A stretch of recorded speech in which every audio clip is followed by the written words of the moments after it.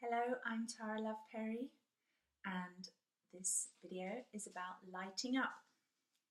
And not just because it's Christmas time, and not just because the solstice is coming, which is the longest night, and therefore the beginning of more light coming in the next day, but because it's time.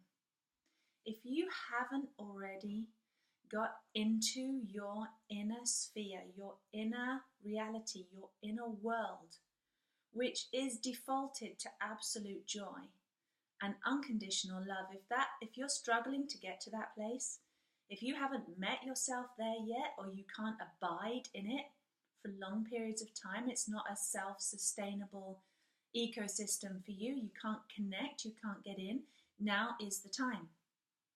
You know this. Except what I keep seeing again and again, and let's say it's just true for everybody, okay? We can all do this. And that is default to the suffering.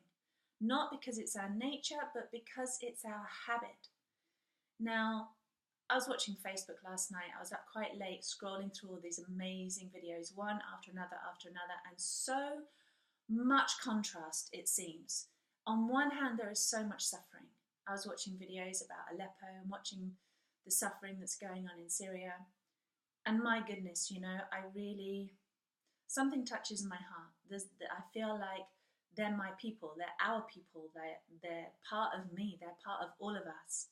Every single human being on this planet is connected to me, and therefore to you too. So we can't help but feel when something in the grid is misplaced, when something is out of alignment. We feel it, we feel the ripples, we know something's wrong, and yet we can often feel completely helpless and distressed and not know how to respond to those ripples, not know how to respond to that degree of pain and suffering that we see in the world.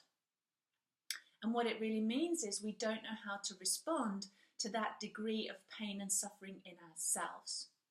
So we try and keep distance from it, or we try and do a token gesture. We might give money to charity, or you might want to give aid, or you say your prayer, and it's all beautiful and it's all good.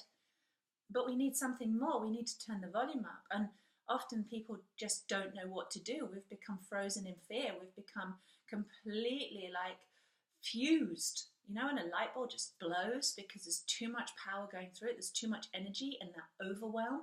And I see people's bulbs just popping because that overwhelm and that anxiety has just got far too much to cope with.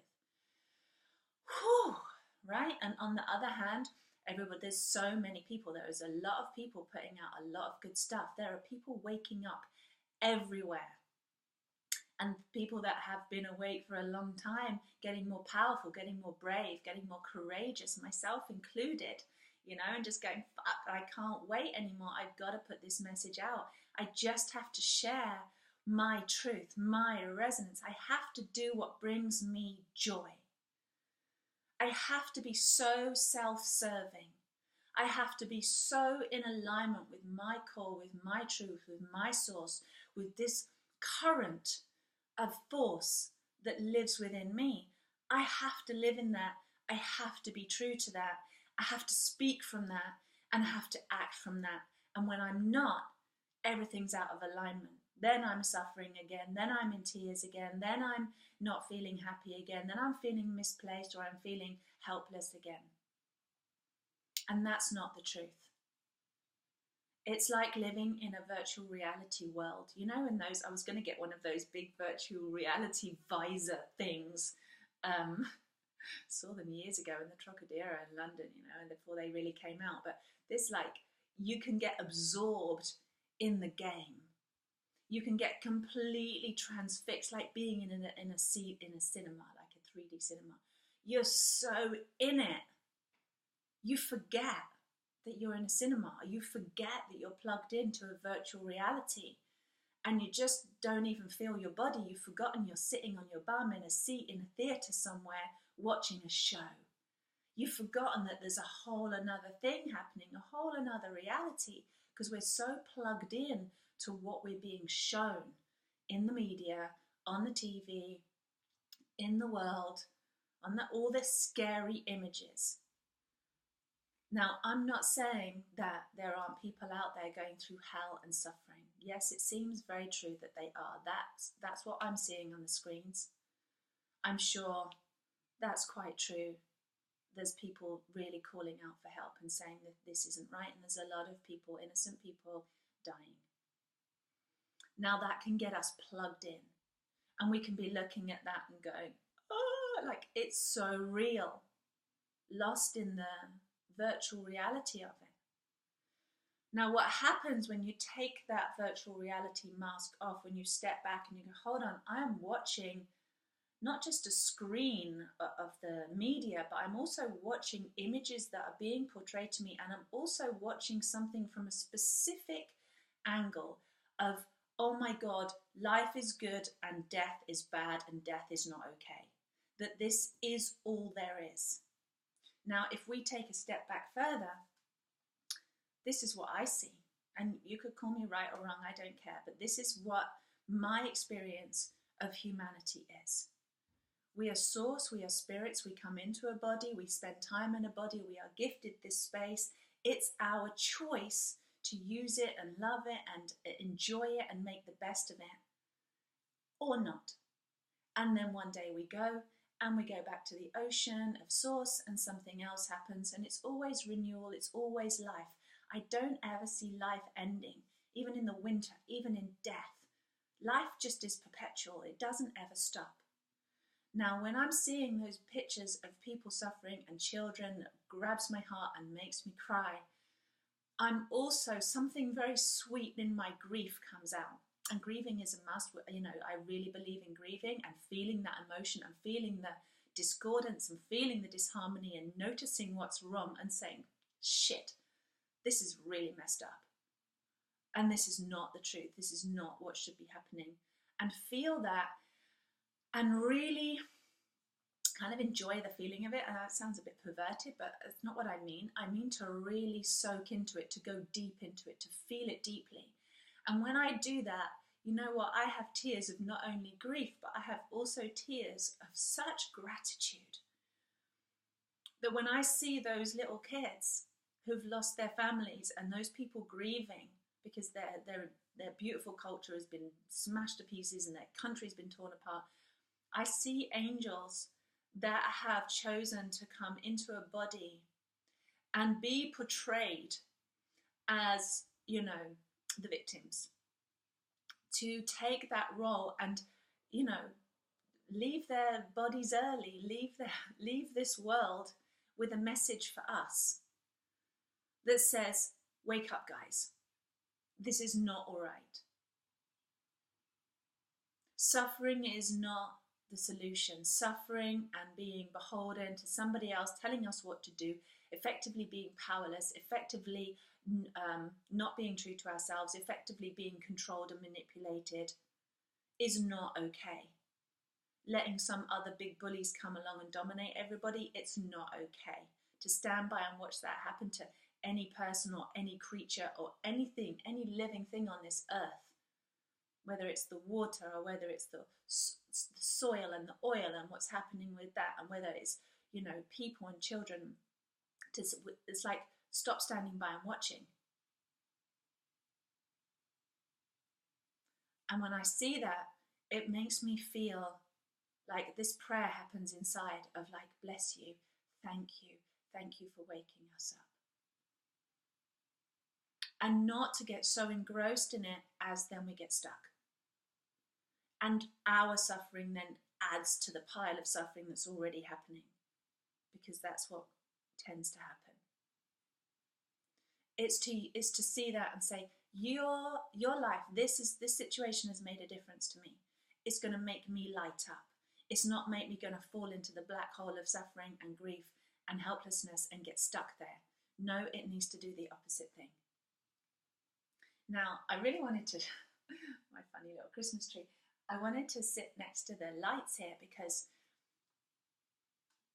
there's this thing I notice about the earth. And that is that she is a living, breathing, conscious, divine, supreme entity, a supreme being with immense wisdom and immense knowledge. I mean, she's been around a long time, right? She's the oldest mama of us all. She knows all there is to know about birth and death. She knows all there is to know about regeneration. She knows everything. She's been doing this supremely long. And I trust and have faith in her wisdom. I know she's got the key. I know she knows what's going on. I know that she created herself and birthed herself for this play of humanity to happen on her body, in her protective sphere, in this protective bubble around the earth, that we have this opportunity to live out this human conditioning as if it's an illness, as if it's a disease, as if it's something to almost come to terms with and recognize, a challenge to solve, a conundrum to make us grow and make us evolve. And she presented us with that stage, and she hosts us on this body. And I know she's got this. I know that she holds the bigger picture.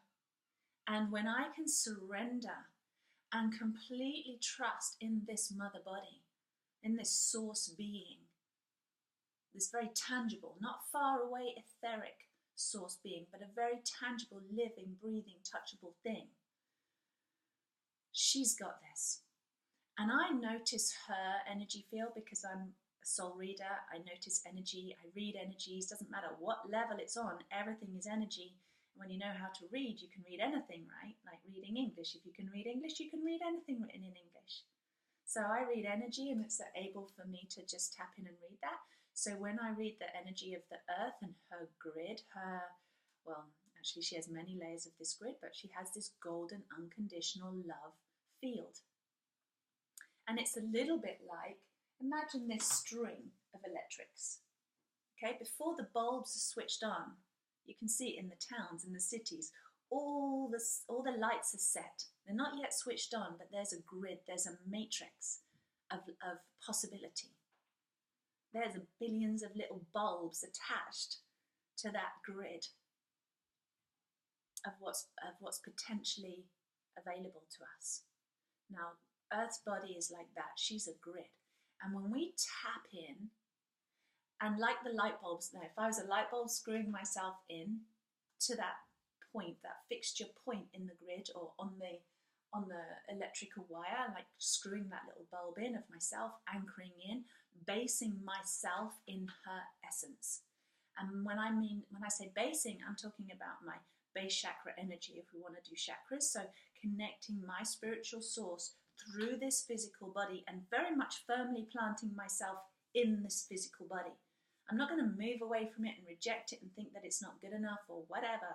There's tons of stories about that. But no, this body here is supreme. This body is made of exactly the same matter of the earth, conscious living matter. And we're not aware that it's conscious living matter until we move in.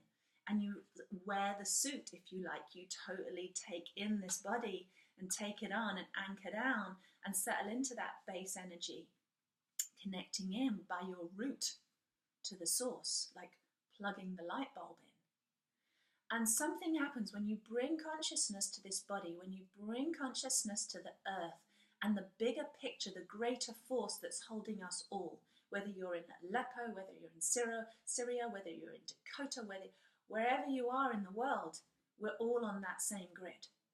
And if you want to help light up a situation over there on that part of the grid, you can just tap in right where you are now. Screw yourself in. Plug yourself in. Get connected, get centered, get real with you, get connected to your breath. Be in this body so firmly, so surrendered that you let go of any stories, any mind, any projections, any virtual realities that you're thinking of, any stories in your head that are screaming at you and causing you to suffer and be in pain. If you can I know you can, there's not an if, you can choose instead to breathe, feel, calm down, bring your awareness down, connect to your base, connect to your root, connect to the earth, connect to that grid. And when you see the flow of consciousness, when you feel the life force that is you, you're not going into story about what's good and what's bad. You're just connecting into that isness, the life flow, what actually is, was, and always will be, no matter what's happening on the surface. What always is present and is always present inside you. You can just plug into that. And when your consciousness sees that, feels that, connects to that, your light bulb comes on. You awaken, my friend. And many of you have had moments of this, and many of you practice this, and all of us are striving to master this because we know it's our nature, we know it's our journey, we know that's what we're here to do. Now, I don't know if we can take care of others. I don't know about that. Because until we've learned to take care of ourselves, to truly own, to truly honor, to truly take responsibility for just this little world here, this is enough for me to deal with right now. It's just mastering me, knowing who I am, making sure my light is switched on and my bulb is shiny and my light is full on and my light is shining. That's my job. I don't know if I can take care of somebody else's job. I don't know if I can do that for anybody else. I'm pretty sure I can't, because I'm so involved in my own business, of my own shining, of my own being in my truth and in my joy, effectively. Right? When my light is on, I'm just on. I'm just switched on. I'm just happy. I'm just in my energy. I'm in that grace. I'm in that flow of what is. And it gets harder and harder to leave that. It gets harder and harder to compromise that. It gets harder to reach out and want to do anything for anybody else in that space. It just becomes utterly, supremely, divinely selfish, I'm afraid, where I just want to go, right, I want to stay absolutely plugged in. Now, what comes from that space, what inspires me from there, then I can come into action. Then I want to serve. Then I want to give. And I'm not giving from self-sacrifice or some martyrdom or some, slave to some job that I think I've got to do, or some slave to some task like I should help the world, or I need to share my message, or I need to heal people. That's over for me. It's more like, I can't help but give this to you because I'm in so much joy doing it, and it makes me shine even brighter. And I'm in this perpetual loop, this self-sustaining loop of joy and love. And the more joy I give to myself, the more joy comes out of me. And I'm giving joy. My prayer is joy. My offering is joy. My service is joy. My service is love. And it's not because I'm trying to do it for you and be a hero. It's because I'm doing it for myself. And I'm just being a hero to my own self and my own source. I'm just being source. Does that make sense?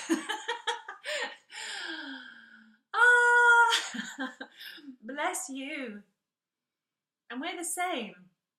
I'm not trying to make any distinction here. Like, I'm just sharing, this is what moves me, what motivates me. This is what rocks my world. And this is why when I can see those beautiful brothers and sisters going through their torturous situation, I have nothing but love for those people. I have nothing but love for anybody who's going through suffering. And I just say, please come home. Please come home, back to the source that you are. Please come home and remember that it looks like suffering in this level of duality. It looks like suffering in the virtual reality game. And we're in a way designed, or we're trained rather, to think that.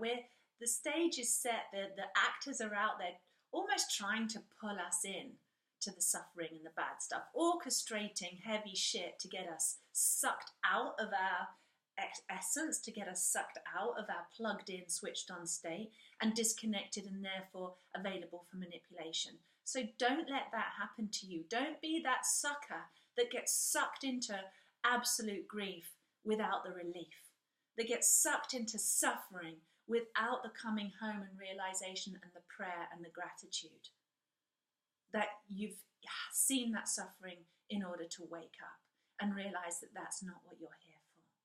So you have the power to end your suffering. You do, and it's only by your will, by your choice. And if you're ready to stop suffering and you're ready to tune in disconnect from all that you think is real and actually plug into what's truly real, there's no more room for suffering, no more room for martyrdom, no more room for slavery, no more room for sacrifice. That's so old school. Plug in. I love you.